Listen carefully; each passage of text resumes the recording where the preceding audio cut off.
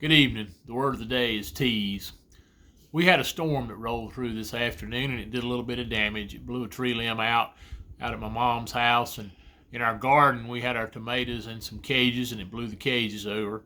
So we were out there kind of straightening some of that up, trying to stand the tomatoes back up and clean up the mess. My cousin came over and borrowed one of my tractors because his daughter had a limb that blew onto her house. It wasn't anything major, didn't do any bad damage, but he just needed the tractor to pull the limb back away. Only the little part of it hit the house.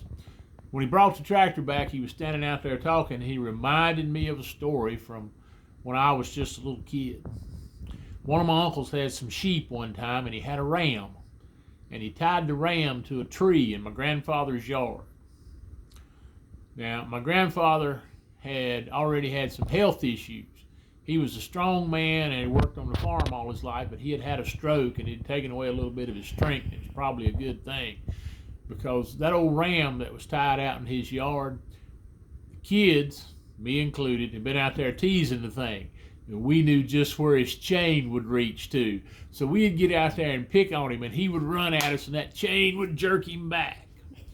We were out there in the yard one day and my grandfather was out there and he didn't know we'd been teasing the old ram. And so he went walking right through the middle of where the ram's chain would reach, and all of a sudden, whop! The ram hit him right in the rear end. Well, it didn't faze my grandfather because, like I said, he was a strong man and he was a tough man, even though he'd had that stroke. He spread his legs just enough for that ram to stick his head between them when he hit him, and he just clamped his legs down on his neck, and I guess it might have been a good thing he had that stroke, or he'd have twisted that ram's head off, because he got his head and tried to turn it around upside down. But you know what? The ram didn't run into him anymore, and us kids didn't tease it anymore either when he got through with us.